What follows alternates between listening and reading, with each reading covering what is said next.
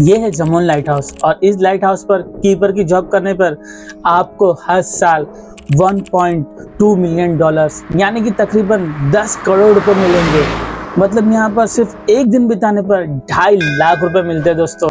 और तो और इस जॉब में ना तो आपका कोई मालिक है और ना ही किसी तरह की पाबंदी है। जब चाहे खट्टी डाल के सो जाओ, जब चाहे आसपास के नज़ारे देखने के लिए चले जाओ और मजे से मछली पकड़ो।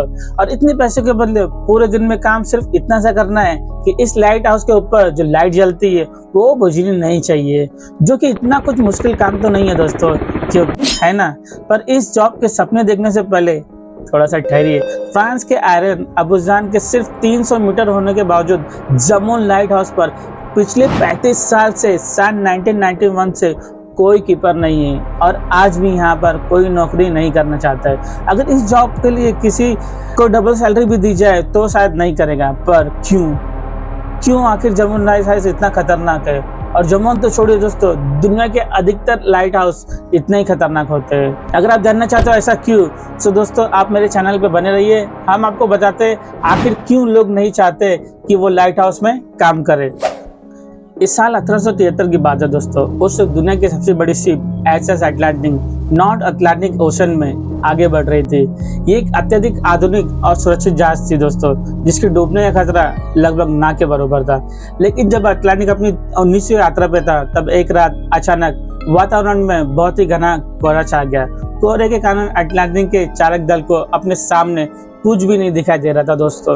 और अटलांटिक किनारे से थोड़ी दूर एक छोटी सी चट्टान से टकरा जाता है। ये टक्कर थी तो बहुत ही मामूली, लेकिन इसने इस कभी न डूबने वाले जहाज को ऐसी चोट पहुंचा दी थी कि वो पानी में समा गया। इस पे मौजूद आधे से ज्यादा पैसेंजर मारे गए दोस्तों।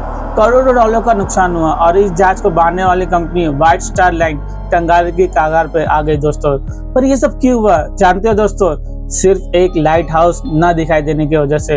अगर अटलांटिक की क्रू को समय रहते ही पास के आइलैंड पे मौजूद लाइट हाउस दिख जाता तो 19वीं सदी का सबसे बड़ा समुद्री हादसा टल सकता था दोस्तों। पर ऐसा हुआ नहीं दोस्तों। अब ये सोचिए, ये तो सिर्फ 150 साल पुरानी बात है। इंसान तो तकरीबन 8000 सालों से पानी में सफर कर रहा है और इस दौरान जहाजों पे मौजूद सेलर्स के पास ना तो जीपीएस था और ना ही कंपास था दोस्तों। हजारों साल तक ये सेलर्स सूरज और तारों की स्थिति की गणना करके अनंत समुद्र में अपने रास्तों को ढूंढते रहे। और इस दौरान प्राचीन काल में अक्सर ऐसा होता था कि कप्तान अपने क्रू के साथ समुद्र में निकल तो जाते थे, पर अचानक रात में कोई तूफान आता जिससे आसमान में बादल छा जाते और कप्तान को रास्ते का पता नहीं चलता था दोस्तों, जिससे जहाज चट्टानों से टकराकर समुद्र में डूब जाता या तो फिर वो अंतहीन महासागर में भटक जाता था दोस्तों। इतिहास में ऐसी हजारों कहानियां हैं जहां पर रात के अंधेरे में जहाज डूब गए। और एंशिएंट दुनिया में तो अधिकतर सभ्यता समुद्री व्यापार पर ही टिकी रहती थी दोस्तों।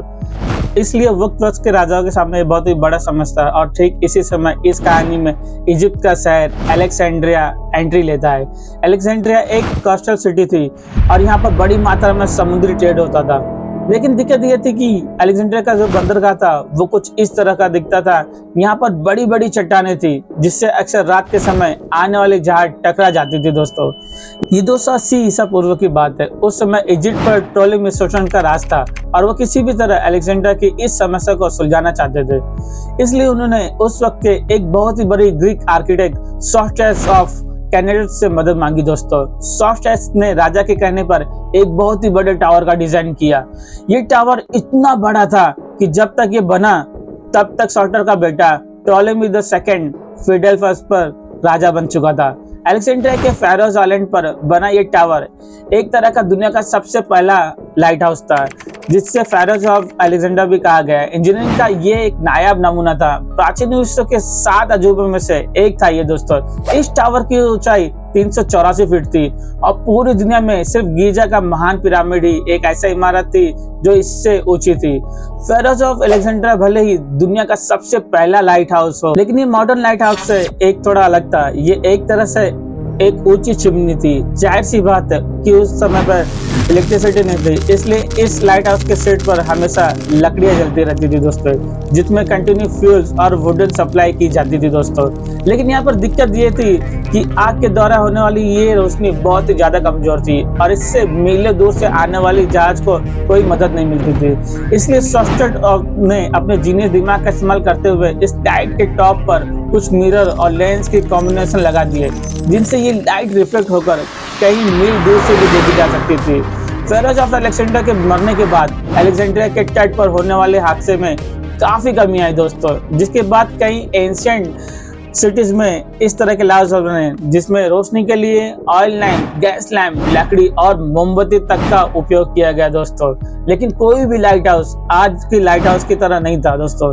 दुनिया का सबसे बड़ा लाइट हाउस बनने के लिए लगभग 1900 साल बाद 17वीं शताब्दी में आयरलैंड में एक प्रॉपर लाइट हाउस बनाया गया। इसके लगभग 100 साल बाद यानी 18वीं सदी में इन लाइट हाउसेस में पैराबोलिक रिफ्लेक्टर का इस्तेमाल होना शुरू हुआ दोस्तों, जो कि एक क्रांतिकारी कदम था दोस्तों। और सबसे दिलचस्प बात यह है कि इस रिफ्लेक्टर को लंदन के एक नॉर्मल से ग्लास कटर थॉमस रोजर्स ने बनाया था।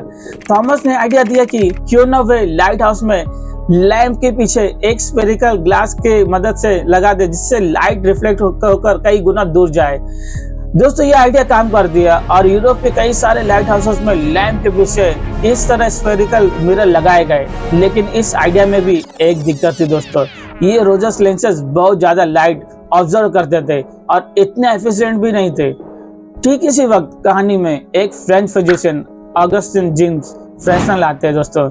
साल 1811 में फ्रांस के रूरल नेपोलियन बोनापार्ट ने एक commission law of light house बनाई, जिसका मकसद लाइट हाउस की टेक्नोलॉजी को एफिशिएंट बनाना था। फ्रेस्नेल इस कमीशन के सेक्रेटरी थे। उन्होंने एक खास तरह का लेंस तैयार किया, जिसे फ्रेस्नेल लेंस कहा जाता था दोस्तों। फ्रेस्नेल लेंस रोजर्स लेंस के मुकाबले पतला था और इसमें कुछ खास तरह के कट भी दिए गए थे, जिससे लैंप से निकलने वाली लाइट जो पहले फैली हुई थी उसे एक पर्टिकुलर डायरेक्शन मिल गया दोस्तों। ये संभवतः लाइट हाउस के इतिहास में सबसे बड़ा इन्वेंशन था दोस्तों। आज भी अधिकतर लाइट हाउस में इसी तरह का लेंस इस्तेमाल होता है दोस्तों। टाइम बीतता गया और इंसानी सभ्यता ने रोशनी के लिए आग से इलेक्ट्रिसिटी की तरफ बढ़ गई और लाइट बल्ब का फिर आविष्कार हुआ। साल 1934 में आयरलैंड का दोनों गाड़ी लाइट हाउस दुनिया का सबसे बड़ा पहला इलेक्ट्रिक हाउस था। अब अगर हम वापस अपनी कहानी की शुरुआत में आए, यानी कि दुनिया के सबसे खतरनाक light house Jomon light house की तरफ चले, तो ये लाइट हाउस दुनिया की सबसे लोनली यानी अकेली जगह है। जब आप यहाँ काम करेंगे दोस्तों, तब आप बिल्कुल अकेले होंगे। हॉरर और सबसे डरावनी बात यह होगी कि जब समुद्री तूफान आता है ना दोस्तों, तब इस लाइट हाउस के आसपास कई हजारों फीट ऊंची लहरें उठती है, जो इसे पूरी तरह ढक देती है दोस्तों। और अक्सर यहाँ पर काम करने वाले कीपर की कुछ इस तरह से रेस्क्यू करना पड़ता है और ये तूफान साल के किसी भी महीने में आ सकते हैं दोस्तों। यानी यहाँ पर लगातार जान जाने का खतरा बना रहता है। हालांकि आज के समय दुनिया के सभी लाइट हाउस ऑटोमेटिक होते हैं और वहाँ पर किसी भी कीपर की जरूरत नहीं होती दोस्तों। जोमोन लाइट हाउस पर भी पिछले 30 सालों से कोई कीपर नहीं है और ये ऑटोमेटिकली ऑपरेट होता है दोस्तों।